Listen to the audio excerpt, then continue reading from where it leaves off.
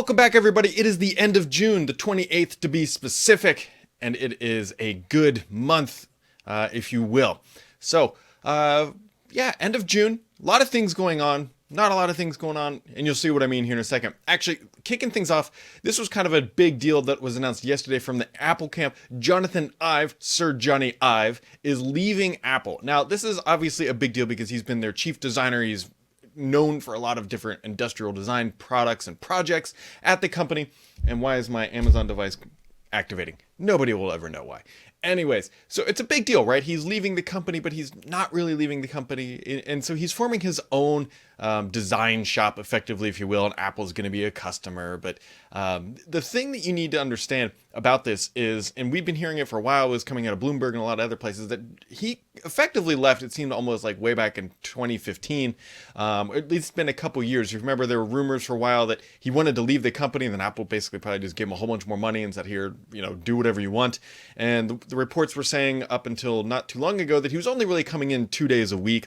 And so all the designs and a lot of that stuff he might sign off on at the end of the day, but it's all done by the people behind the scenes, the people that are remaining at Apple. So it's not, I don't think Apple is going to just crumble and fall overnight in any capacity. Not to mention he's just going to be an outside consultant, charging higher rates for the same stuff he's already doing and pursuing other. Anyways, it doesn't matter. It's just sort of an interesting factoid that he is leaving. It's just kind of an evolution of things that have been evolving.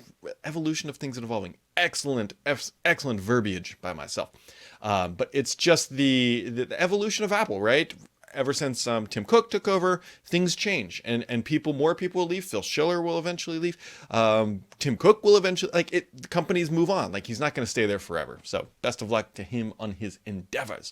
On the Microsoft side, 6/28 on 6/30 fiscal year 2019 will come to an end for Microsoft. We've talked about this a little bit, but it officially is the last business day is today, which means starting July 1, when Microsoft will be back in the office, if not everybody's not on vacation for the July 4th long week, there'll be a new fiscal year 2020. And if we're going to see any big org changes across the company, we've already seen a little bit of attrition in the Mixer group and all that stuff.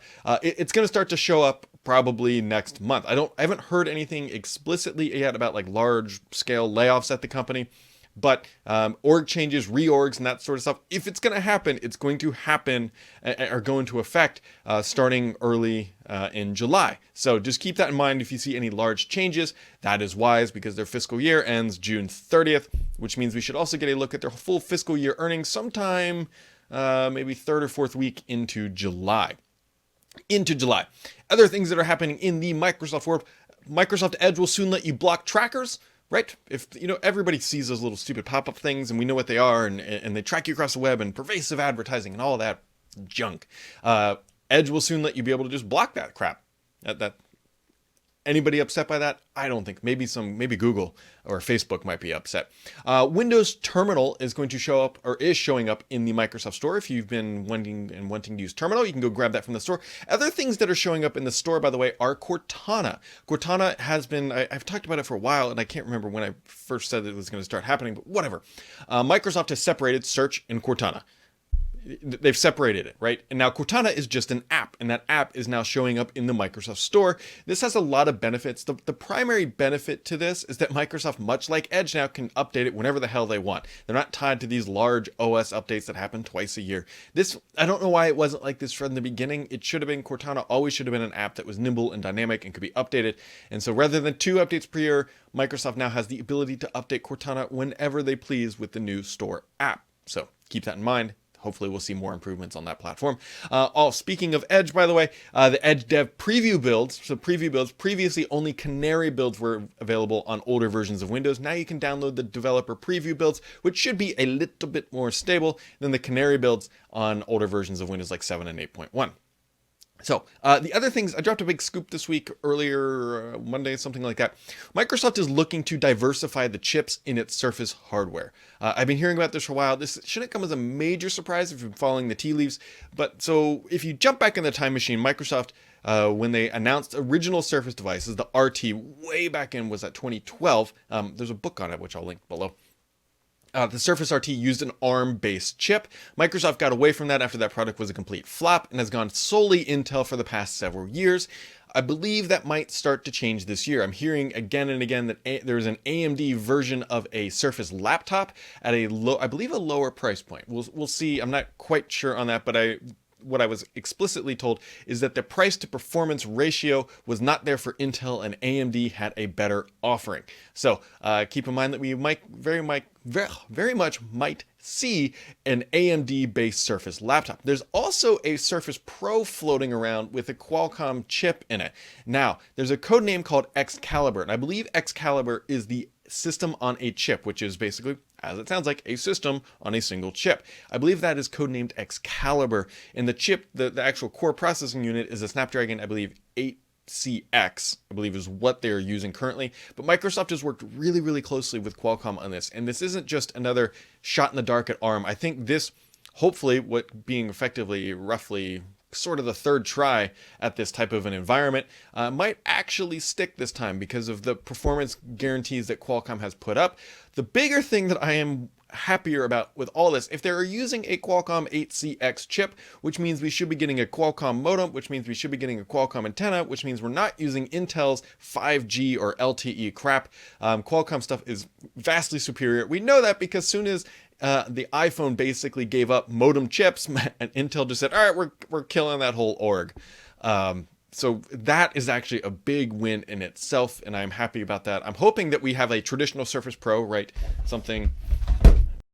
Oh, didn't mean to know those were on there. Much like this, just a Surface Pro with a high-end Intel Core i7, and then somewhere along the SKU diversified lineup, we have that Qualcomm with LTE, because I'm still of the opinion that if you need LTE connectivity in the device, you're buying it for two things. One, LTE connectivity and hopefully long battery life. I don't think you're buying it because it's the highest performant machine. More than likely, battery life and LTE trump, I shouldn't use that word, are superior than in the hierarchy of needs than raw performance. Like, I don't know if many people who need a Core i7 with 16 gigs of RAM and 1 terabyte of solid state storage and LTE and battery life. Yes, they're out there, but I suspect that Microsoft could come up with a nice price range for an LTE long battery life device, and then to complement their Intel lineup. I think that would make a lot of sense and would be pretty easy to justify and to lay out on the Surface website as it being good products. So we got a bunch of questions this week. Well, so that we're going to dive into here. Let's just hit the refresh button here. And you can always find these on Thurrott.com. I do them typically Thursday afternoon. If you're following me on Twitter, I always link to this and say, hey, drop your questions here. And so we shall dive into those. NGC224 says, will Microsoft throw in the towel when it comes to a detachable Surface Book? Well, I've heard that the Surface Book update isn't all that crazy large. We will see what happens. One thing I have heard is that on the Surface Pro side, there was rumored to be, well, not rumored, there's I believe it's called Carmel, which is a complete redesign, an overhaul of the design of the Surface Pro. I believe that has been punted until next year, and then this year we're just going to see a traditional Surface Pro, but with USB-C in it. So keep that in mind. I believe this is going to be the year of USB-C across all the devices. I also think what might make a lot of sense is if Microsoft announces all this stuff, potentially Windows Lite and Microsoft Teams for Life, all at an October event. I think that would make for a nice October event. I really do. So, and then Silent Hero says, can you shed some light on your article regarding testing various chips for next-gen Surface? I've read your fantastic book, thank you, and was reminded about the Skylake issues that was dealing with just one chip manufacturer, Intel. I do agree that Microsoft needs to seek alternatives, but wonder if Microsoft truly prepared to deal with multiple chips, which means potentially issues, thus more resources to support a broader variety of Surface devices. So that is an interesting question because he raises a good point. More chips, more support, more overhead. That is not something typically a company wants to do. But if you think about it, is there too much difference of a chip between, let's say, the different generations or even an i5 and an i7? Those still create their own support characteristic models and device issues. And so I don't think tossing AMD into there is going to dramatically change things. Also, I think AMD is heavily invested in making sure that these products go off well. And a lot of that burden, candidly, falls back onto the chip manufacturer. While yes, Microsoft works on these chips, they also have to work on them for other vendors, right? If another vendor is shipping Windows 10 with an AMD processor, they need Windows 10 and that processor to work. And so if they're doing it in-house, it's already supporting devices that they would have done with for OEMs just now internally.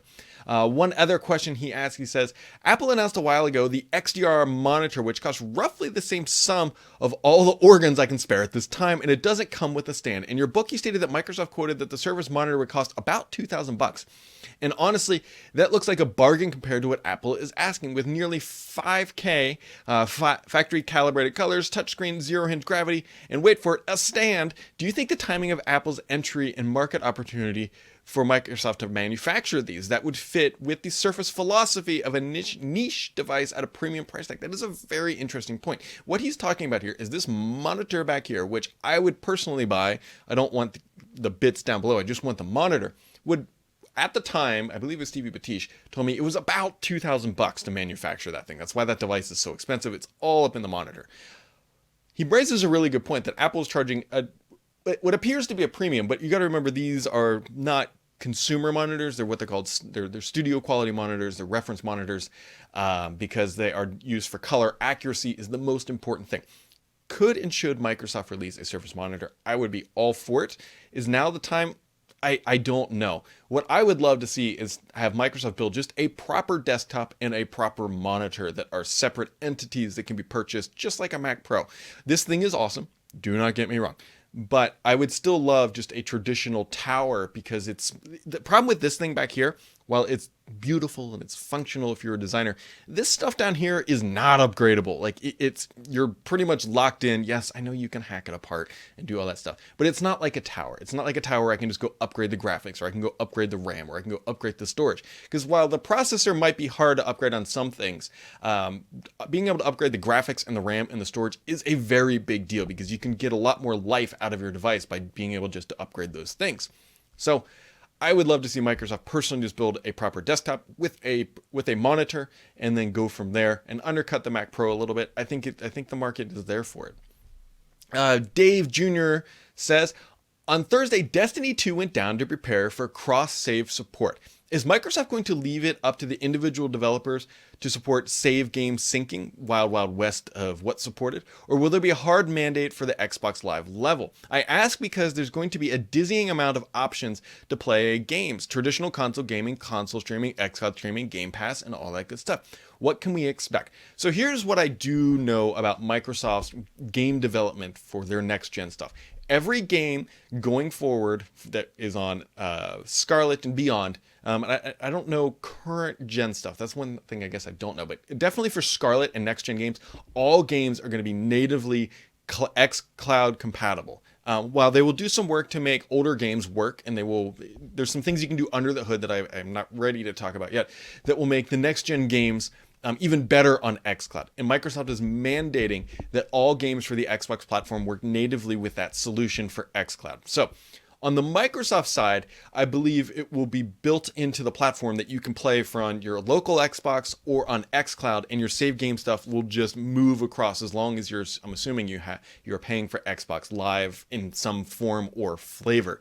And I would expect that to come all the way across the PC. So what I'm trying to say here is, it is my understanding that inside the Microsoft ecosystem, save game support should work. Now, I believe your question is talking potentially about save game syncing across services, such as to Stadia. That I do not know, and that is going to take that I believe is going to have to be on the game developer side to support that, basically, because you have to take your profile, which is effectively just a file, and then upload it into that service and then sync it.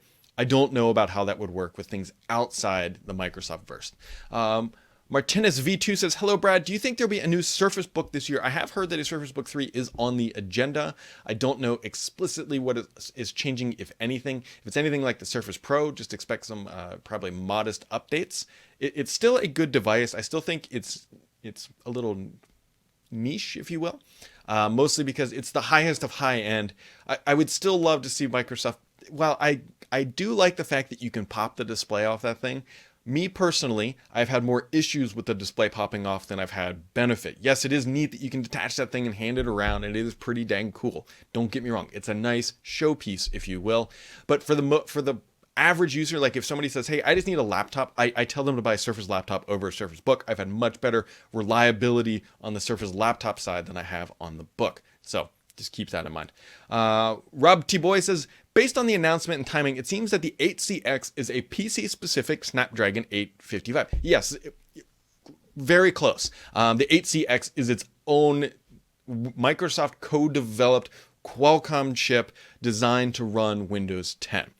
Similarly to the 850 as a PC-specific 845, all that, blah, blah, blah.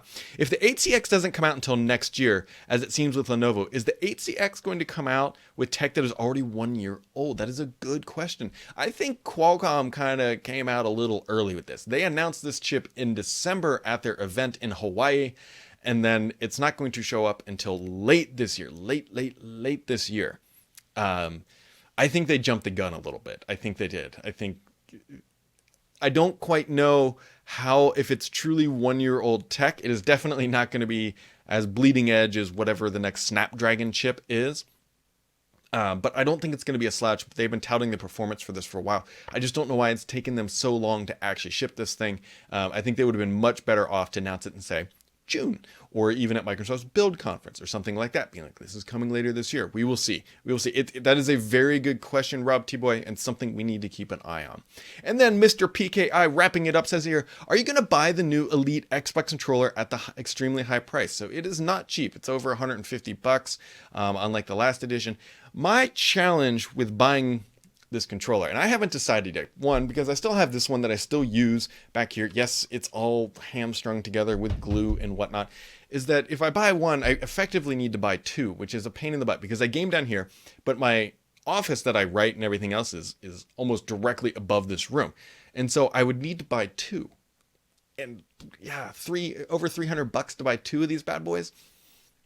That's a lot of cheddar.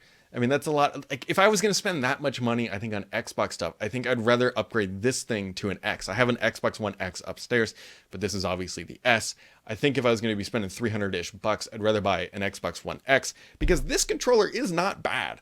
Like, this is what I use upstairs. If you're wondering why there was a weird edit there, I dropped this controller and it made a lot of banging. Yep. I edited that out because people listening to the audio version of this would have been blown away. Anyways, this controller is not bad.